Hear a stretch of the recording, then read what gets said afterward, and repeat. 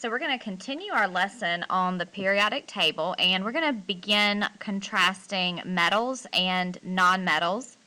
The stairs along the periodic table, when we look right here, we have this set of stairs, and they divide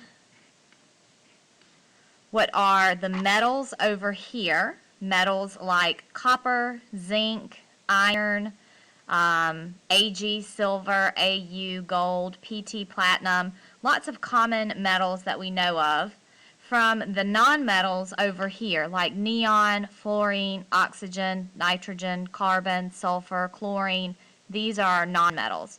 So we're going to begin comparing and contrasting those with different properties in our notes. So we have a T-chart. And this is going to be video 3. You're going to need something to write with and some highlighters, and of course your periodic table.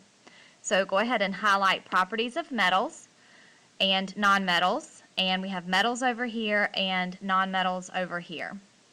So to start off, we're going to compare how they are at room temperature.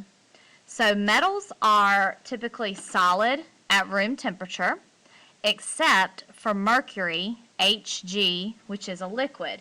So when I look right here on my periodic table, I'm going to find mercury, Hg, and mercury is right here, number 80, has an atomic number of 80 protons, and mercury is found naturally as a liquid at room temperature. Nonmetals, most are gases except bromine, Br, which is a liquid at room temperature. So bromine is over here, number 35 as an atomic number, and bromine is found naturally as a liquid at room temperature. Most of these are gases. Group 18 are the noble or inert gases. All of them are gases, as well as nitrogen, oxygen, fluorine, and chlorine. They are all gases as well.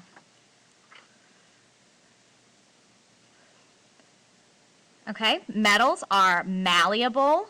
That is going to be a vocab word for this unit. That means that they can, you can pound them into a thin sheet. And ductile, meaning they can be made into thin wire. So think about metals like gold that can be made into jewelry, or like gold foil, like thin sheets of gold, or metal wires like copper. So malleable and ductile, and then this is can pound into a thin sheet or made into a thin wire. Nonmetals, however, are very brittle. They break very easily at the solid phase. So, for example of that, think about carbon. Carbon would be like, think about charcoal, how brittle it is, or chalk, how easily it breaks. So, 3 new vocab words are ductile, malleable, and brittle. All right, now we're going to talk about how shiny they are. Metals have luster. Luster is another vocab word that means that they are shiny. That's one of the reasons why we like metals so much, because they make pretty jewelry, they look pretty on cars because they have that shine to them. Whereas nonmetals are usually very dull. Metals have a high conductivity. They are good conductors of both heat and electricity. They're conductors of both heat and electricity, and we've had units over both of those already, conductors of heat and electricity, whereas nonmetals are poor conductors of both heat and electricity. And last, metals lose electrons in chemical reactions.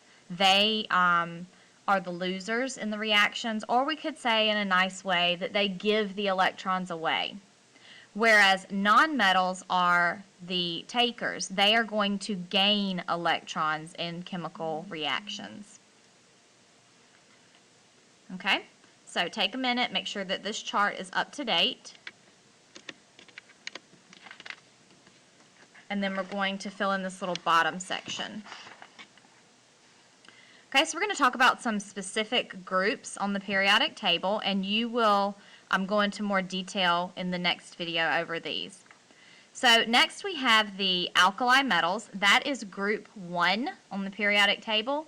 These are very reactive metals. They will even explode in water.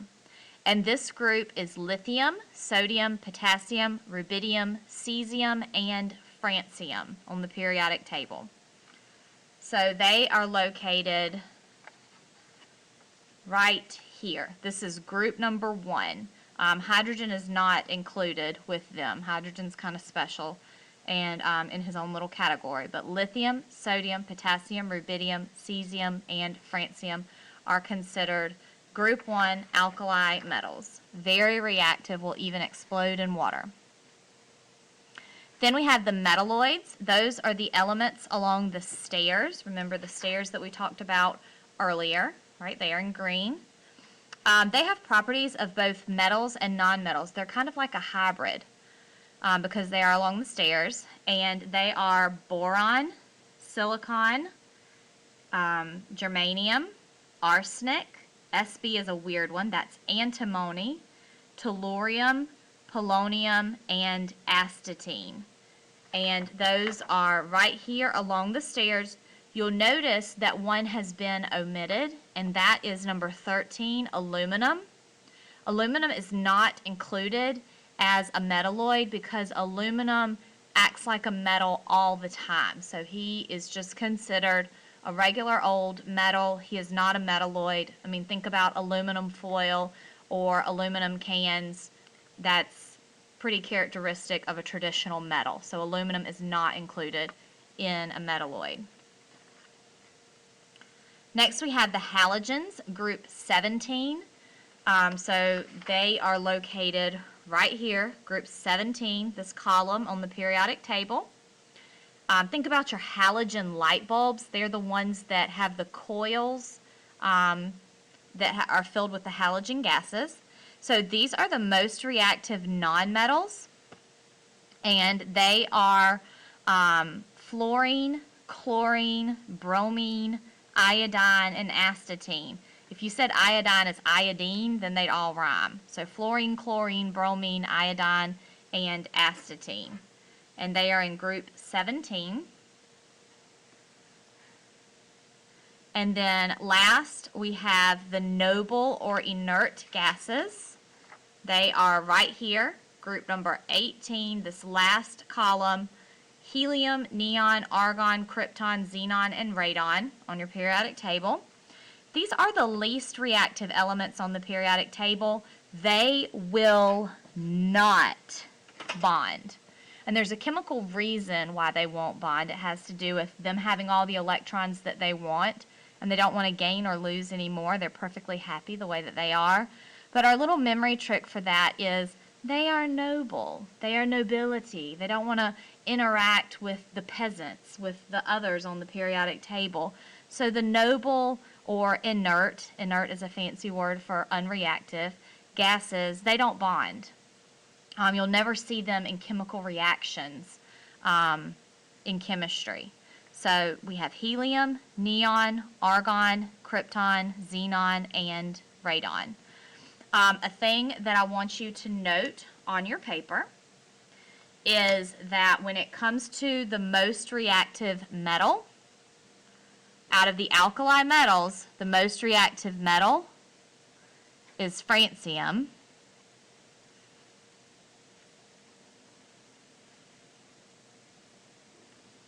Okay, so add that.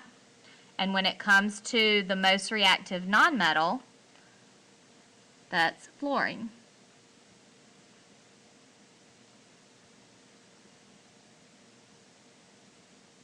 Now, take a minute and look where they're located on your periodic table. It's pretty cool.